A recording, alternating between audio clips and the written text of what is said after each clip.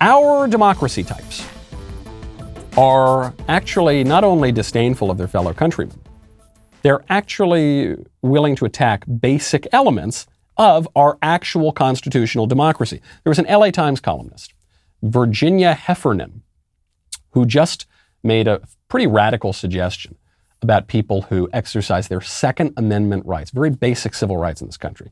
She said, real estate listings should include the prevalence of gun ownership in a 50-mile radius and a number of annual mass shootings in the region. Time to change what a bad neighborhood is and introduce a meaningful tax on guns and gun violence. No one should say this is a great place to raise kids about neighborhoods where even one person has an assault rifle. We don't need to rehash the obvious points that what she thinks an assault rifle is not actually an assault rifle, and yada, yada, yada. You get it. I want to focus on the call here. She's asking that the addresses of gun owners be published,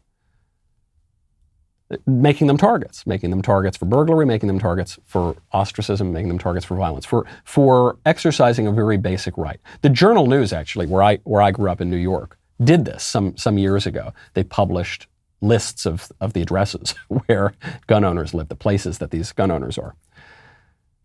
I don't even just want to focus on that. I want to focus on the divergence between what she's suggesting and reality. She's saying we need to redefine what a bad neighborhood is. And now we're going to define a bad neighborhood as places where people have AR-15s. The problem with that is those aren't bad neighborhoods. People have AR-15s in good neighborhoods. AR-15s are just not used in very many crimes. Very, very few. This is a well-trodden out statistic. It's almost become tedious. More people are killed each year with bats and hammers and clubs and fists than they are with rifles of any kind, including the dread AR-15. Now, guns are involved in some crimes. It's much more often pistols. That's much more often not in the Trump counties, okay? It's more often in Chicago and Detroit and Washington, D.C., and New York and Los Angeles, not places that are voting for Donald Trump, not places that are great defenders of their Second Amendment rights, not places that are buying the AR-15s.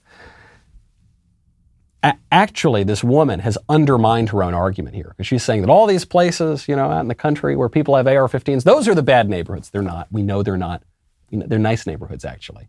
People like to go there. They have high real estate prices, okay? And they're not even, they're some place, if you go to a city, for instance, there'll be high real estate prices depending on what neighborhood you're in.